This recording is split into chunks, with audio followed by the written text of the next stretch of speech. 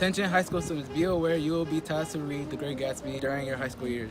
The book is about society in the 1920s, which takes place in New York and shows the similarities between life then versus now. This book portrays many struggles, which are relevant today.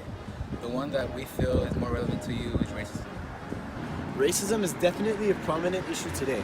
Being a teenager in this world, you are already very well educated about the problem of racism and its impact on current times. In an interview by the Harvard Extension School, anthropologist and teacher of the Race in the Americas class, Dr. Michael Barron says, implicit unconscious bias is still everywhere, with large concrete consequences for people's lives, voting rights, access to education, employment, treatment by law enforcement, and the criminal justice system. Most students fail to connect this topic in the real world to The Great Gatsby. We're here to show you the racism is just as prominent in The Great Gatsby than it is right now. In the very beginning of the book, the narrator, Nick, gives some background on advice that his father had given him as a child.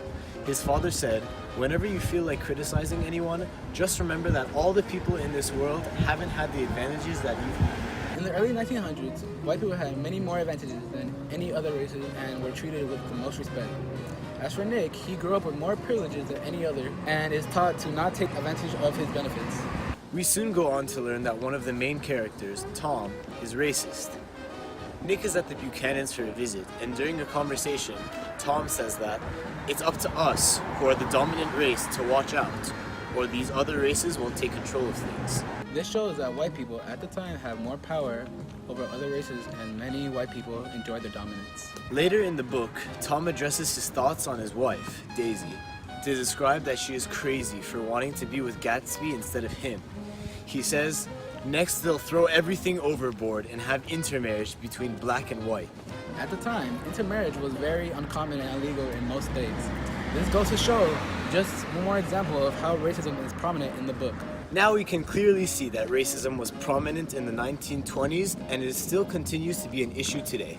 Knowing this, it can be used to help students find interest in The Great Gatsby and assist them in understanding the content. If you found this video helpful or if it has sparked an interest in this book for you, please let us know by voting in the poll, which will be in the comments section of the video. If you enjoyed it, leave a like to show your support. Thank you.